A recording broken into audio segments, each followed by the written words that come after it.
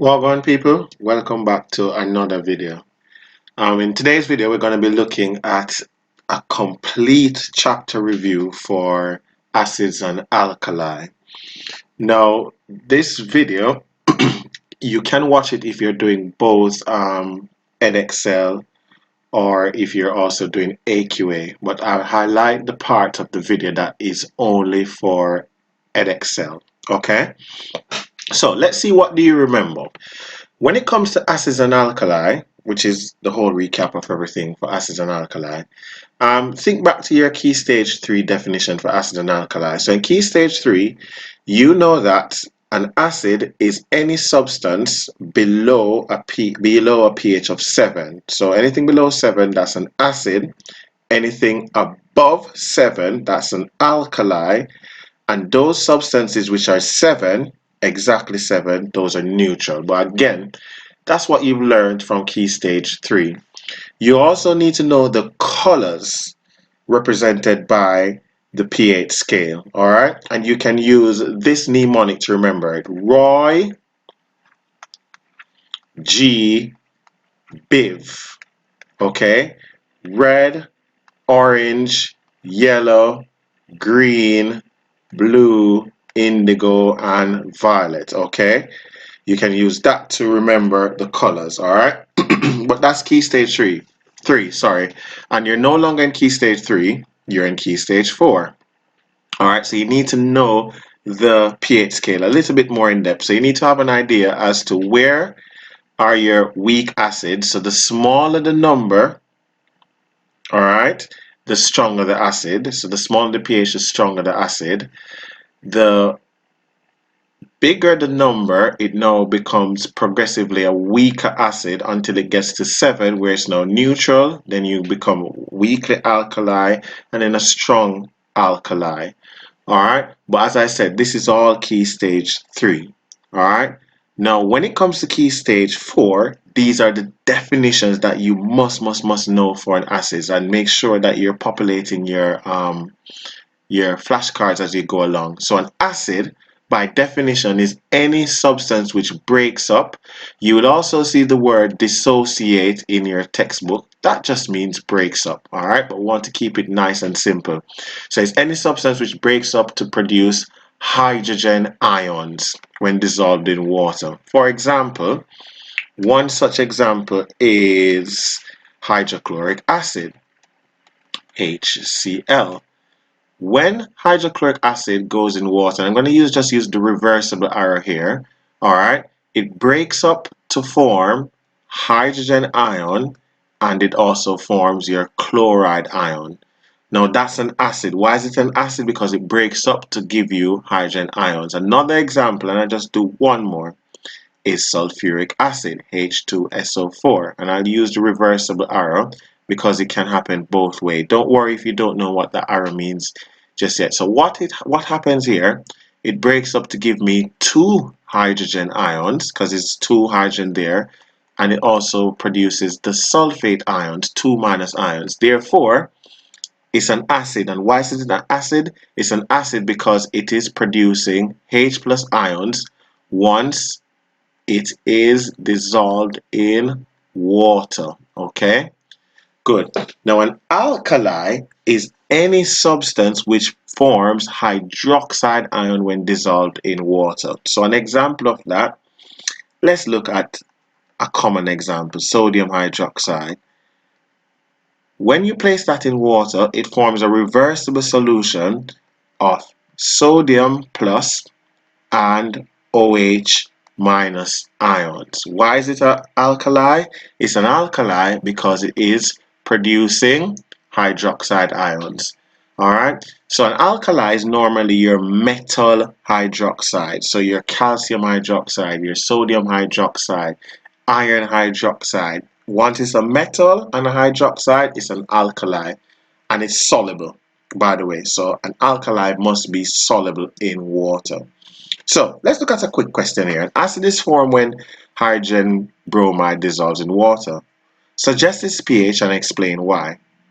All right, so pH for hydrogen bromide, if you give an answer of anywhere between a pH of 1 to 6, That's an answer. And why? Because hydrogen bromide, HBr, when dissolved in water, is going to produce H plus and Br minus. Therefore, the presence of the hydrogen ions will give you a pH of anywhere between 1 and 6.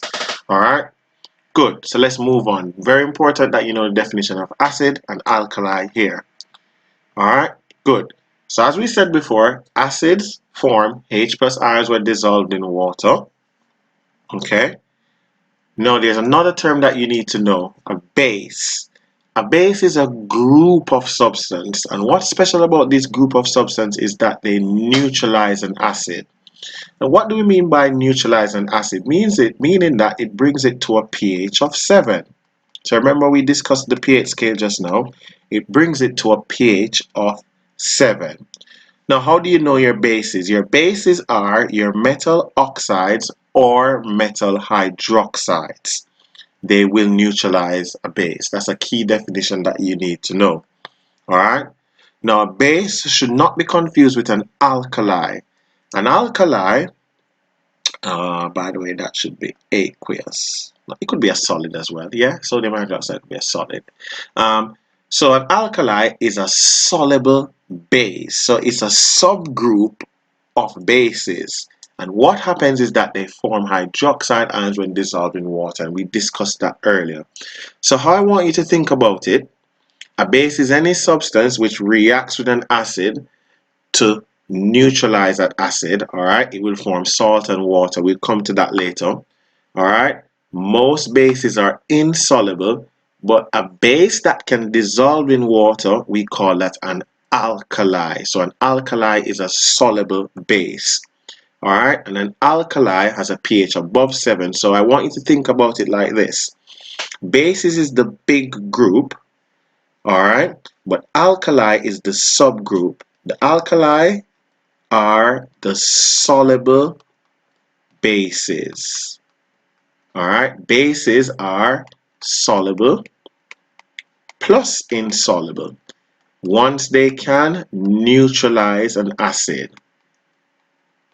So once they neutralize an acid, that is a base. Okay, but the soluble ones are called alkalis. Good.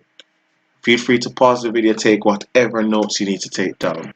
Now, another thing that you must know is an indicator. So an indicator is a substance that changes colors based on the pH. All right, and you have litmus, you have methyl orange, you have phenolphthalein. You must know the colors. All right, so litmus is red in an acid, blue in an alkali. Methyl orange is red in an acid, yellow in an alkaline solution, and phenolphthalein, my favorite, is colorless in an acid and pink in an alkali. Alright, so what the pH scale does, it measures how acidic or an alkaline a substance is. Now there's another indicator which you need to know about, and that indicator is your universal indicator. Your universal indicator changes color based on the pH, alright? But your universal indicator looks just like this. So if it has a pH of 3, alright, versus a pH of 11, the color is going to be based on that there, okay? So this can also be used as your universal indicator. Now the advantage of using your universal indicator is that you can tell the exact pH of the substance, okay? Good. All right, now another common misconception which happens in this topic is that students don't know the difference between what's a concentrated acid and a dilute acid. And they often mistake the term concentrated and they often mistake that with strong. So remember, a strong acid completely breaks up. So it completely breaks up in water. to form H plus ions. Remember we discussed that earlier.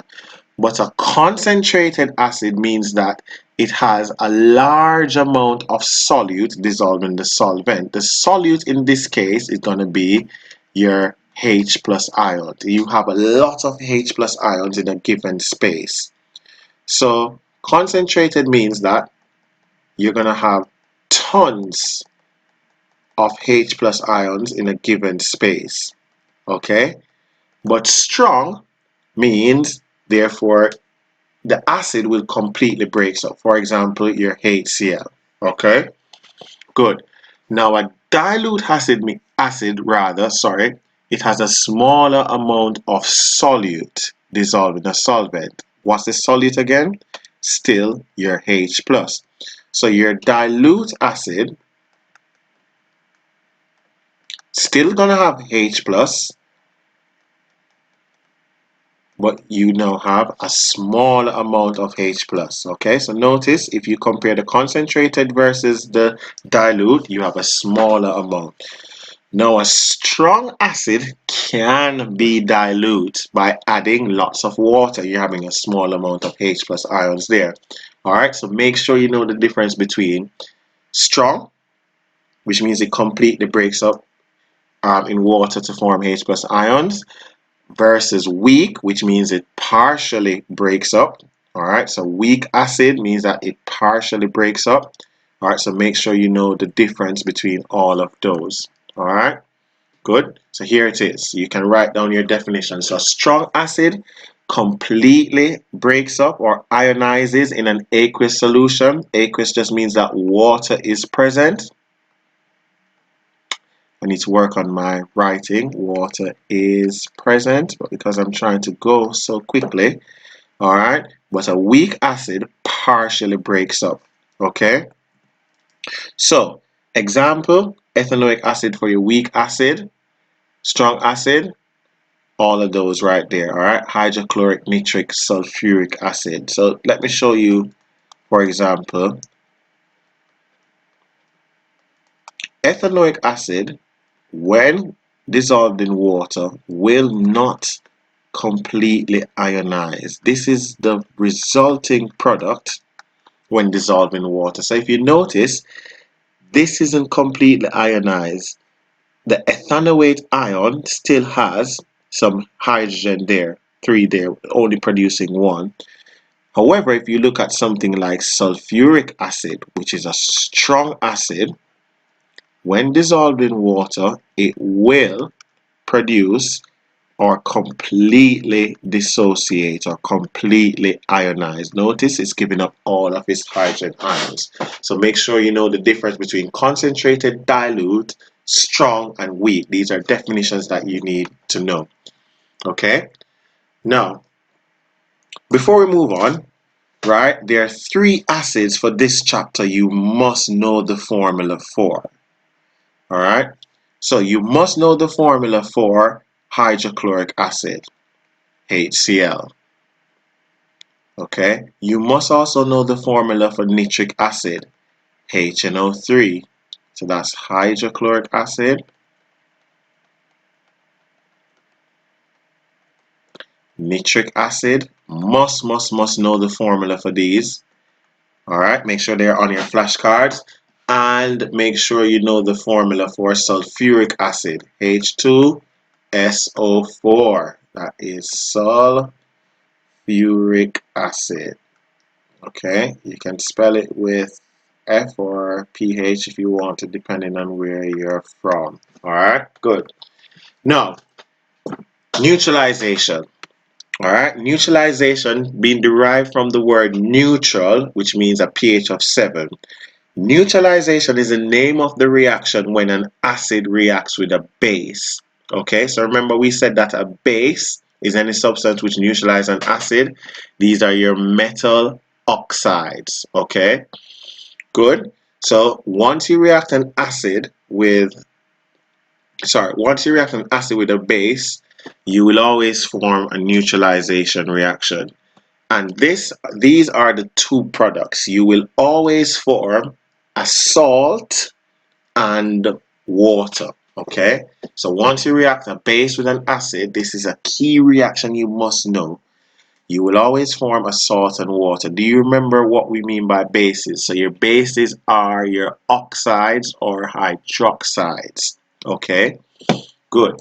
So just to extend you a little bit, remember bases produce which ions? So bases produce your hydroxide ions, your OH minus ions. Acids produce your H plus ions. Therefore, when reacted, that's aqueous and that's aqueous. When they react, that's 2 hydrogen and 1 oxygen. It come together to form H2O. And as you know, water has a pH of 7, which is neutral, which therefore means that's why it's called neutralization. Okay, so remember it will always form salt and water. Okay, now you can use this mnemonic to help you to remember the products of this reaction, and that mnemonic is as follows. So base plus acid, Ba, will always form salt and water, H2O. So your base plus your acid will always form salt and H2O. And we can use the term basho. Make sure you say it just the way I did. Basho, to help you to remember it. Okay? Good. These little things help you to remember these reactions. So base plus the acid would always form salt and water. Okay?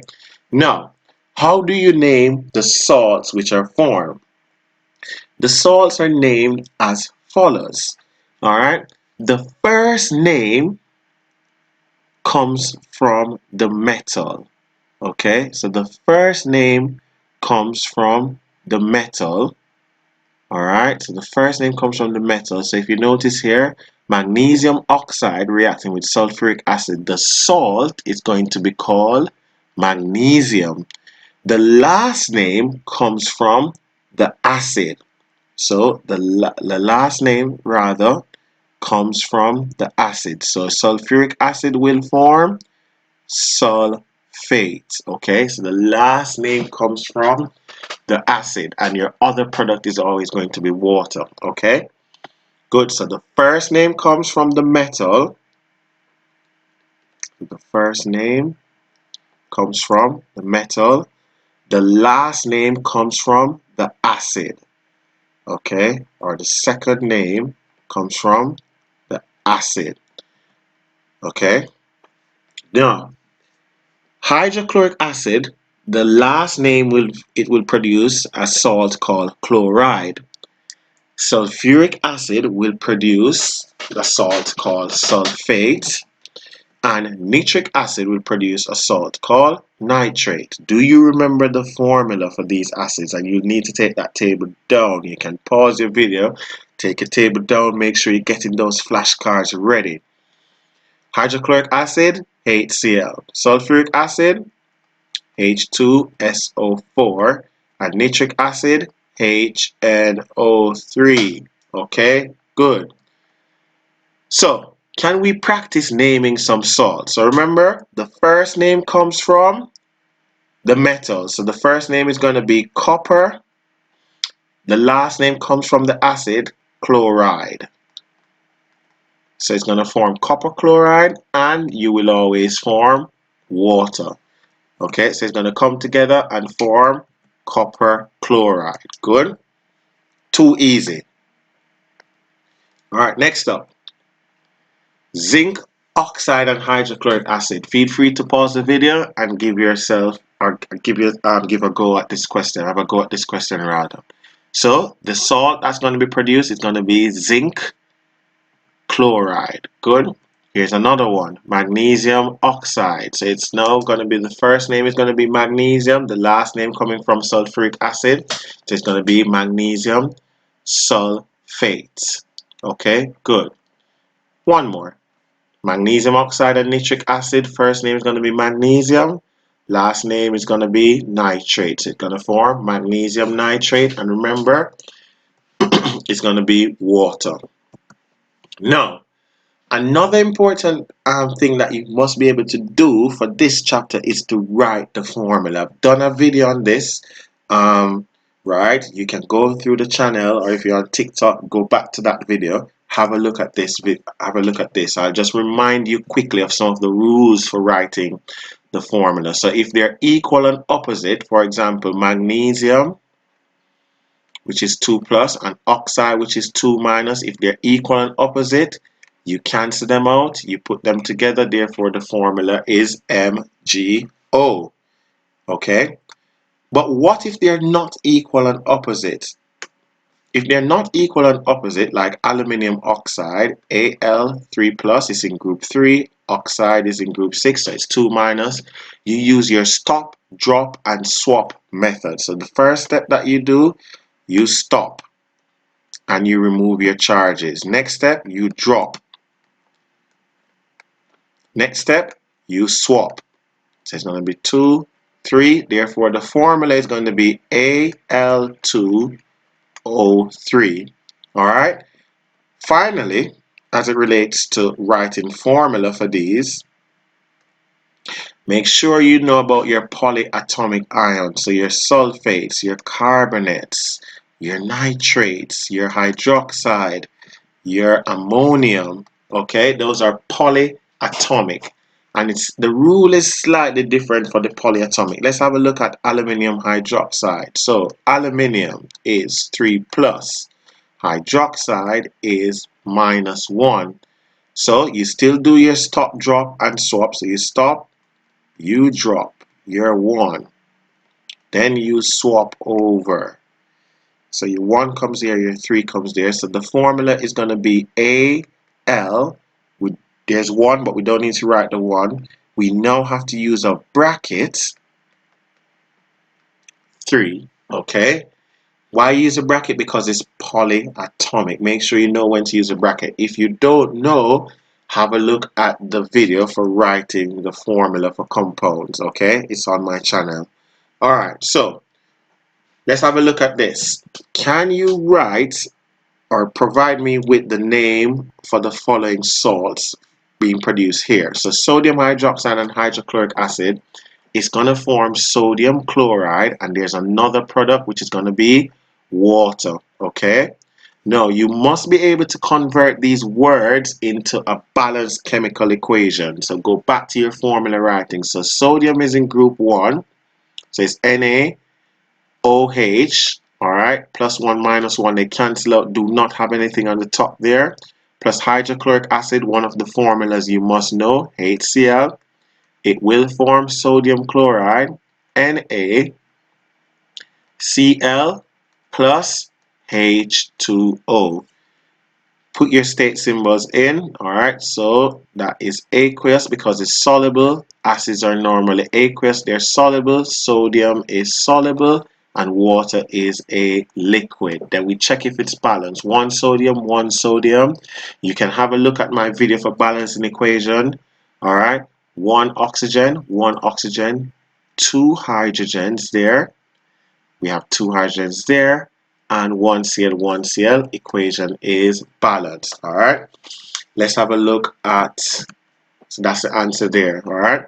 Let's have a look at the next one. So sodium hydroxide plus sulfuric acid. What type of reaction is that? It's an acid plus a base. It's neutralization. So it's going to form salt and water. The name of the salt here is going to be sodium sulfate, and my other product will always be water. Okay, good. So sodium hydroxide, formula NaOH, reacting with sulfuric acid, one of those formulas you need to know, H2SO4. It will form sodium sulfate, Na2SO4, as sulfate has a 2 minus charge. Okay, so you stop, drop, and swap. All right, but do not put that 2 minus there at the top. You should have nothing there at the top. I'm just reminding you of that there, and you will produce H2O. All right, let's check if it's balanced. Straight away, you notice that you have 1 sodium there, 2 there. Logical number to try has to be 2. If I'm going too fast in terms of balancing equation, have a look at my previous video for balancing equation. So you now have 2 sodium there. That's going to affect my oxygen. Alright.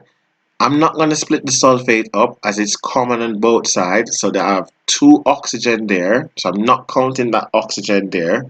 Alright. I have 1 here. So I need to put a 2 there to make that 2 oxygen. Alright. How many hydrogens do I have? I have 2 there and another 2 there, which makes it 4. 2 times 2 is 4.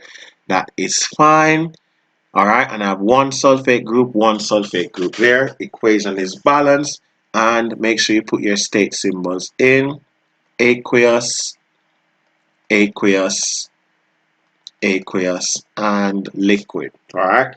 Have a go at the last one. Feel free to pause the video, have a go, and then you check your answers. Okay, good. So sodium hydroxide plus nitric acid is gonna form sodium nitrate and water. Okay, good. Let me clear that off. Erase all the slide. So it's gonna form sodium nitrate and water. Back to writing your equation. All right. So NaOH. Check your answers if you've paused the video. HNO3. It will form NaNO3. Go back to your formula writing if you're not sure. Alright, let's check. 1 sodium, 1 sodium, 1 oxygen. I'm not going to count that as this group is common on both sides. So I'm not going to split that. It's going to make my balancing too difficult. 1 oxygen, 1 oxygen, 2 hydrogen, 2 hydrogen. 1 nitrate, 1 nitrate. Equation is balanced. State symbols aqueous and aqueous and aqueous and liquid. If you're having trouble with the state symbols, I will explain that a couple slides later. Okay, good. Alright, state symbols all popped in. Alright, good. Now, the next thing that you need to know about, and this is for only if you're doing edexcel. So this is only for edexcel exam board. Only for edexcel. If you're doing AQA, feel free to skip that practical here. So this now is a core practical for edexcel. Alright. So in this practical, what you're doing is you're adding an alkali to an acid. So you're adding an alkali to an acid, or you're adding a base to an acid, however you want to look at it. An alkali because it's soluble, but it's still a base as it was neutralizing. So what happens is you're adding 0.3 grams portion of the calcium hydroxide to the acid. You stir it and then you take the stirring rod out, and then you keep testing the pH using your universal indicator paper. So you keep adding 0.3 grams to this, and you're trying to then see how does the pH changes as you add the alkali to the acid. Now if you think about it, if you've done this practical, you would be asked to plot a graph as well, and pH is going to be on your your pH is going to be on your y-axis because that's your dependent variable, and the mass rather is going to be on, so it's the mass of calcium hydroxide on your x-axis. Sorry, had a brain freeze there. Yeah, so before you add any calcium hydroxide, you need to take the pH. Roughly, the pH is going to be roughly about maybe 1 or 2. All right, so it's going to be approximately 1. So your graph is going to start here. All right, until eventually that curve goes up and then begin to level off. Okay, so that's what the graph would look like, and then this would be your roughly about a pH of 7, and that's going to be your point of neutralization. Okay, Neutralization. So all that this practical is basically assessing you is do you know how the pH would change by adding an alkali or a base to an acid? They can also flip the question around on you by you now adding the acid to the alkali. Could you think about what that graph would look like? All right. Think about your variables as well for this experiment. All right. I like asking about the variables. Do you know what your independent variable is? So your independent variable is the one which changes. So what are you changing in the experiment? You're changing the amount of or the mass of calcium hydroxide added. Because at first you didn't have any, then you add 0.3, then you add 0.6. So we are changing the mass of calcium hydroxide added. All right. What is your dependent variable? Dependent means what you are measuring. So your dependent variable, you're measuring, each time you're measuring the pH of the mixture. Okay, and how do you do that? You do that using the universal indicator paper. And what are you controlling? What are you keeping the same? What's your controlled variable rather? So your controlled variable is what you're keeping the same. You're keeping the same volume of hydrochloric acid.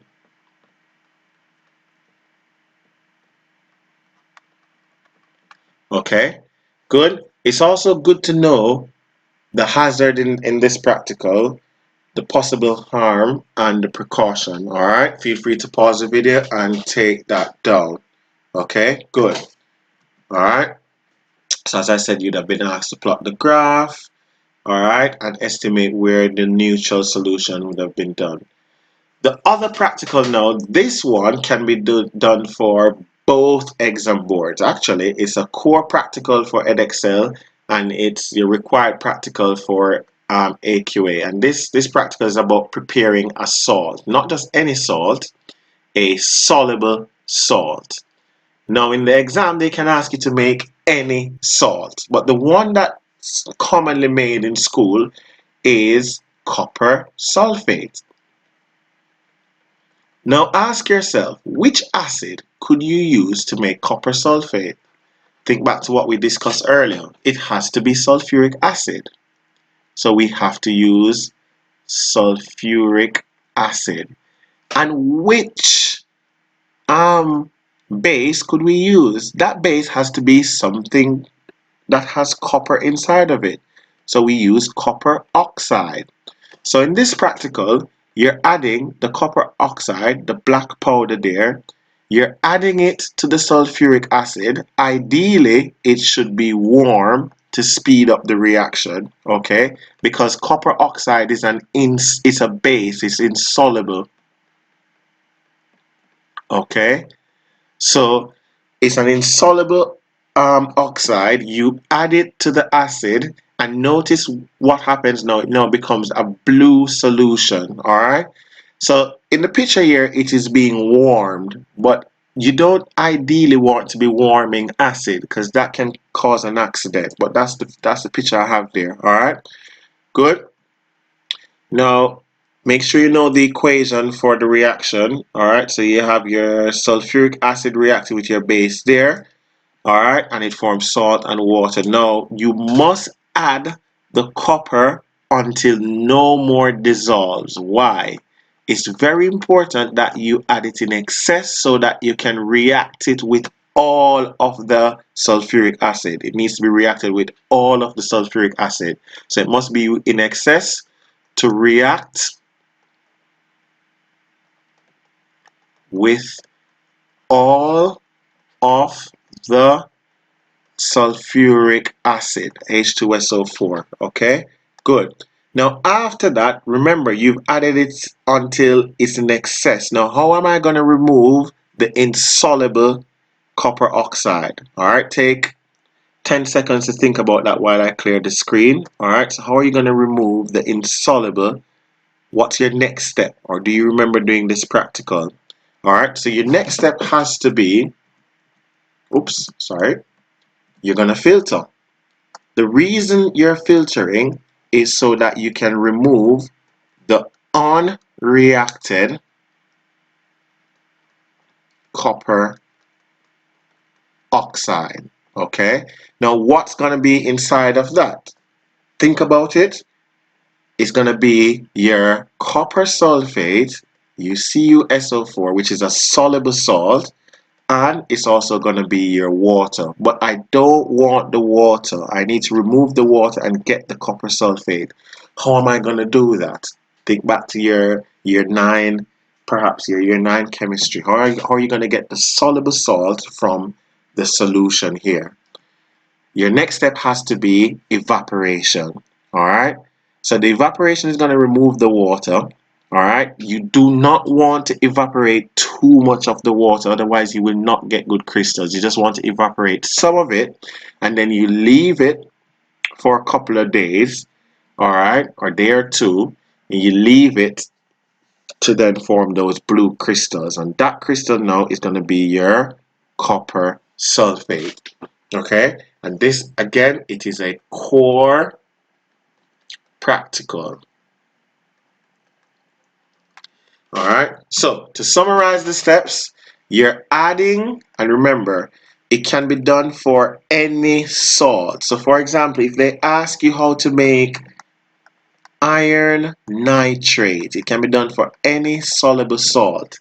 All right, you're going to say to them you're going to use nitric acid and iron oxide. It really doesn't matter. That's what throws students off. They don't remember, or they think that the question can only ask about the copper sulfate that was made. They could ask about any soluble salt. All right, so step 1, to just summarize everything, you add the base in excess. Okay, then step 2, you're now warming to speed up the reaction. Step 3, you now filter. Step 4, you then evaporate. Step 5, you crystallize. All right, you leave it until it forms crystals, and then you can put in an oven to dry. Okay, so step 1, step 2, step 3, 4, 5, 6. All right, that's a core practical for both exam boards. Make sure you know that. All right, good. Now, and this chapter is quite it's a lot that you need to know for this chapter. All right, now we need to look at what happens when metals react with acids. Now, metals that are high in the reactivity series can react with acids. Those that are in the middle steadily react with acids, and those at the bottom do not react with acids. Now, you should know your reactivity series. All right, so it is please stop calling me a careless, and I'm going to put carbon in a different color, zebra. So please stop calling me a careless zebra. Instead, try learning how, I'm going to put hydrogen also in a different color, how copper saved gold. So it's AGAU, and don't forget platinum. All right, sorry about the space. So it is please potassium stop sodium calling calcium me magnesium a aluminium careless carbon zebra zinc instead iron try tin learning lead how hydrogen copper saved silver, gold, and don't forget platinum.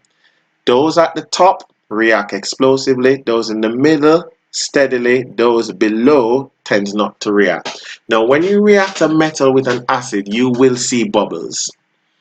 And those bubbles are because of the hydrogen gas being given off. So we've done one reaction already. Base plus acid forms salt and water. Now, reaction number 2. A metal plus an acid will form salt and hydrogen gas. Okay, now you must know the test for hydrogen gas, and you use a lighted splint and it will make a squeaky pop sound. Alright, good, and that's what we mean by a lighted splint. Now you can use this to remember how or what happens when a metal reacts with an acid. Alright, so when a metal reacts with an acid, it will always form salt and hydrogen gas. Please note the formula for hydrogen is not just H, it's H2. Just remember, those gases like to move around in pairs. Alright, so just remember mash. I love me some mash. How do you like your mash? I like my mash with just plain, just with butter. I don't like too much stuff in my mash. Anyways, I digress. Alright, good. So, let's try them. Calcium plus hydrochloric acid is a metal reacting with an acid. It's going to form salt. Do you remember how to name your salt? It's going to form calcium chloride and hydrogen gas. Look at number 2. Magnesium and sulfuric acid is going to form magnesium sulfate and hydrogen gas. Feel free to try the others, okay? Feel free to try the others. Now, another reaction that you need to know in this chapter is metal carbonates and when they react with acids. When they react with acid, they produce this gas, and that gas is called carbon dioxide. All right? Now, carbon dioxide, you can test for that gas using lime water, and it changes lime water cloudy. All right?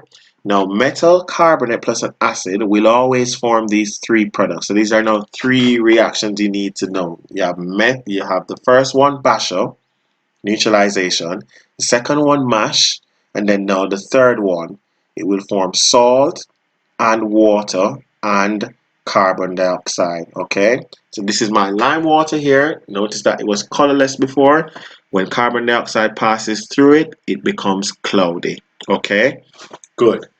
Alright, now make sure you know the test for carbon dioxide. I've just discussed that. Now you can use this mnemonic to help you to remember that a carbonate plus an acid will form salt, H2O, and CO2, Kashoka. Alright, you can use that to remember that reaction there. Alright, so let's try 2. Magnesium carbonate plus hydrochloric acid will form magnesium chloride. Magnesium chloride plus water plus carbon dioxide. Okay, feel free to have a go at trying the others. Pause the video and challenge yourself. All right. Now, another thing that you need to be able to do for this chapter is to write ionic equations. Now, in writing ionic equation, all right, there are some rules. You're only allowed to split the ionic compounds. Now, the first step is dissociation. Now, this is not ionic, that's a metal, so we rewrite that as is. Hydrochloric acid, all right, is aqueous. Okay, good. We are going to split that because it's aqueous. So that will give me, it will give me 2 hydrogen, 2H plus it will also give me 2 Cl minus, all aqueous. Alright, and this is normally for the higher, not normally, it's for higher students or triple students only. Alright, if you're doing foundation, you can skip this part. Okay, the arrow there, then magnesium chloride is ionic, isn't it? So should we be splitting that? Definitely. So it's going to form Mg2 plus is going to form 2Cl minus. It's all going to be aqueous. Do we split the hydrogen? No. That's covalently bonded and it's a gas. Now my step 2 is that we're going to cancel our spectator ions. Okay, we're going to cancel spectator ions. Okay, so what do I mean by that? The spectator ions are those ions which are common on both sides. So we're going to cancel this, and we're going to cancel the chloride there. Hydrogen is there, but that's hydrogen ion, that doesn't cancel. And your final step now to get your ionic equation is magnesium plus 2H plus aqueous will form Mg2 plus aqueous plus hydrogen gas. Okay, and this is now what we call an ionic equation. That's your answer right there. For this chapter, you need to know how to write your ionic equation. Okay, good. All right, here's one. You can have a go at that one. Feel free to pause the video. All right, and then I will put the final answer up. So there's your final answer. All right, good. Now, you will need to also know the solubility rules. All right, pause the video. You can take down your solubility rules. Now, if it is soluble, we use aqueous when we're writing our equation. So anything with sodium, potassium, and ammonium, they're soluble. All nitrates, soluble. Most chlorides are soluble except for silver and lead chloride. Most sulfates are soluble except lead, barium, calcium sulfate. Sodium, potassium, and ammonium carbonates are all soluble, but most carbonates are insoluble. Okay, good. So anything with sodium, potassium, and ammonium hydroxide, soluble. All right. You need to memorize the solubility rules. All right. I have no tricks for this. You just need to memorize it. All right. Good. Now, this will also lead to making an insoluble salt. So if you have two soluble salts, so that's soluble and that's also soluble. If you react two soluble salts together, you will get one which is insoluble, always, that's a rule, and one which is soluble. This one will form what is called a precipitate. All right, so that's an insoluble salt. So this is no longer, or we're no longer looking at the soluble salt that we've been looking at before. This is now an insoluble salt that we're looking at there. All right, good. Now, finally, well, not finally, almost at the end of the video, you need to know how to make a soluble salt. Make soluble salt using titration. So titration is a technique which is used to determine the concentration of an unknown substance. Okay. However, you can also, and I'm going to do a next video on that, you can also use titration to make a salt. So in titration, the first step is that you're going to pipette, all right, a particular amount of volume. Normally, it could be 20 cm cube or 25. They come in various sizes, all right? You're going to pipette out a particular amount of base, okay? So that's your base there. You transfer it to your conical flask. You add an indicator, all right? Then from the burette, you're now going to have your acid. Your acid is mixed with your base. Now, when the color changes, you're going to stop. So when the color changes, you're going to stop. And you're going to record the difference that you started with in the burette. All right, so you're going to note the difference. All right, and when you note the difference, you're going to repeat the experiment again without the indicator. All right, because you now know how much acid is required to neutralize the base. But before you do that, it is normally carried out in a couple of steps.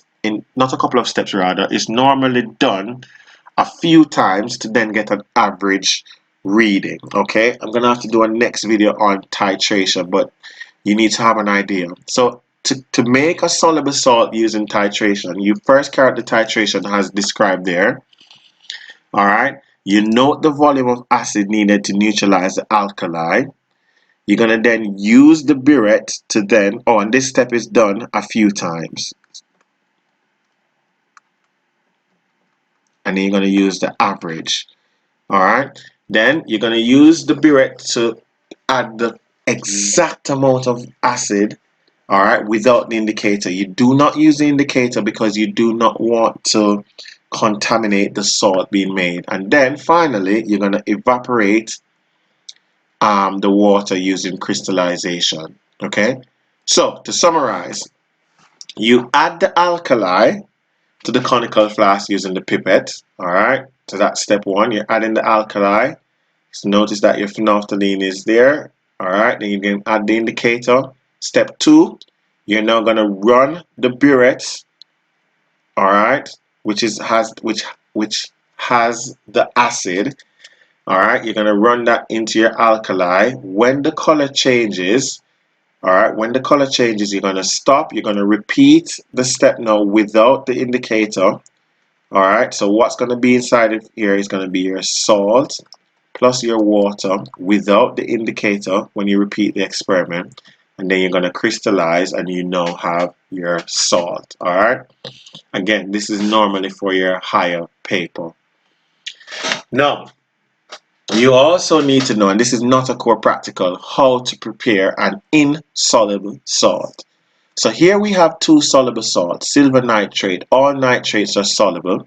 Anything with sodium is soluble. You're mixing them together, you're stirring it with a stirring rod. So silver nitrate,